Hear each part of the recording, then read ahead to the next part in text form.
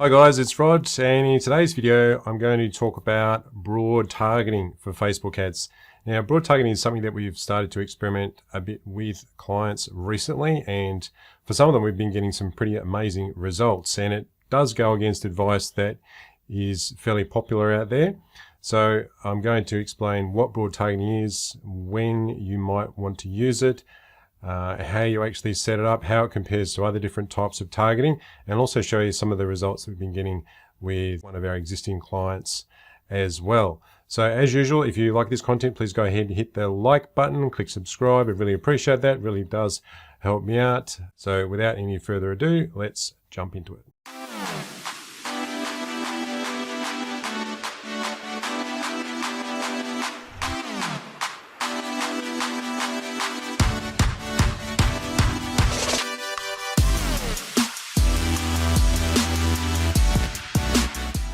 Here we are in the Facebook Ads Manager. So I'm just firstly going to give you one example of what broad targeting might look like. So this is an actual client account, and the way that the targeting is set up with this particular account is very broad. As you can see, the reach is 18 million people, and the targeting is set up so it's just with the location of Australia. We've got no narrowing of age, we've got no narrowing of gender, and we've also got the detailed targeting turned off.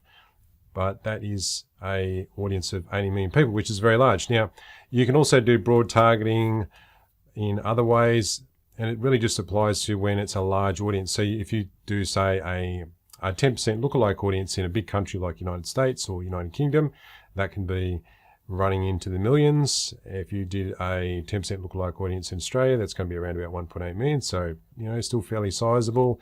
You might do a audience that's for just a certain gender or for a certain age range, but everything else is wide open. Now, a lot of people say, well, broad targeting isn't a good idea because the audiences are too large. And I would say it's something that you definitely want to test. Now, we've got a client here who I'm going to show you some of the results we've been getting, where we're getting much better results than we could get from any lookalike audience, from any interest targeting. The broad targeting option worked so much better, and it continues to get better over time. So when should you use broad targeting? Well, I would say it's worth testing no matter what your situation, unless you have a brand new pixel. So if you've only just started out with advertising and you don't have very much conversion data on your pixel, and I only recommend doing this with conversion campaigns, then you might want to start off with an interest or a lookalike audience to begin with. But if you have a fairly mature pixel that's got, say, 500 plus conversions on the pixel, then I would definitely test broad targeting out and see what sort of results you get.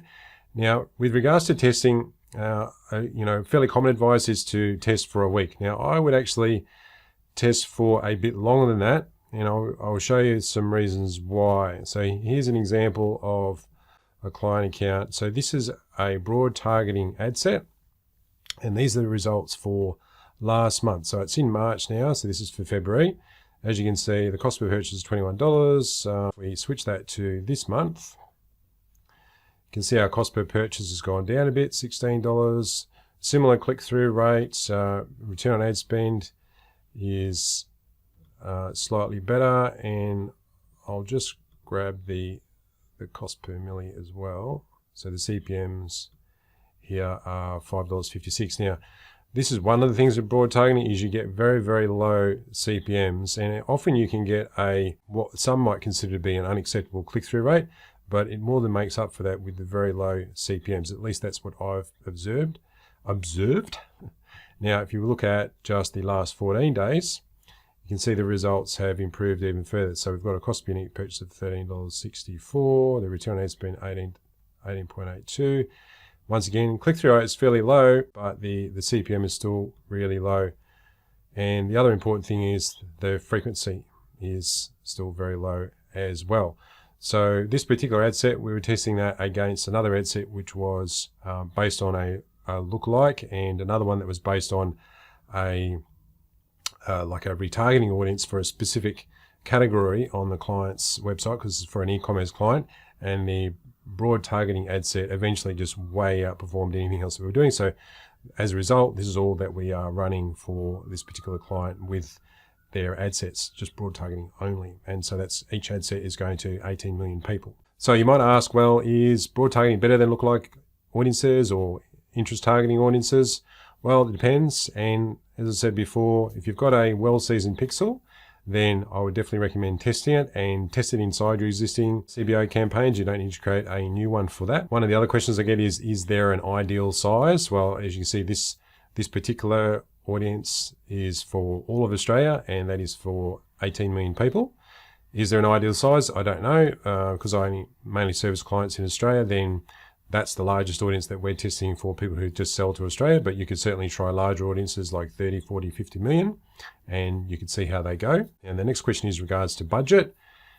What sort of budget should you spend for a very broad targeting audience? Well, some might say you've got to be spending, upwards of $5,000 or $10,000 a month. In my experience, we've tested this with as little as $50 per day budgets, but nothing smaller than that, and we've up to $200-300 per day on a specific CBO, and the results are really good, with the small budgets to the large budgets. So I'd say if you do have a small budget that's around about $1,500, $2,000 a month, I wouldn't be scared to try this out.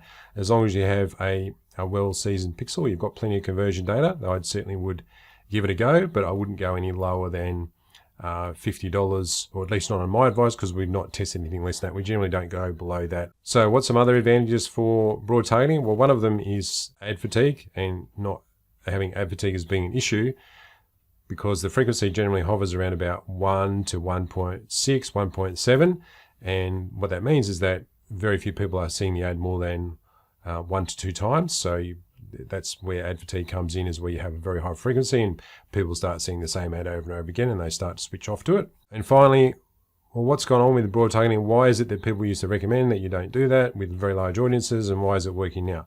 Well, I think it really just comes down to that Facebook has gotten a lot smarter over time with their ability to find people who will take a particular action. So if you've got a conversion campaign, you want people to click on your ad and purchase, then the Facebook algorithm has gotten so good at that now that even if you supply it with a very large audience of people, it's got so much data about all of the Facebook user community that it's able to zero in on those people a lot better than what it used to be able to.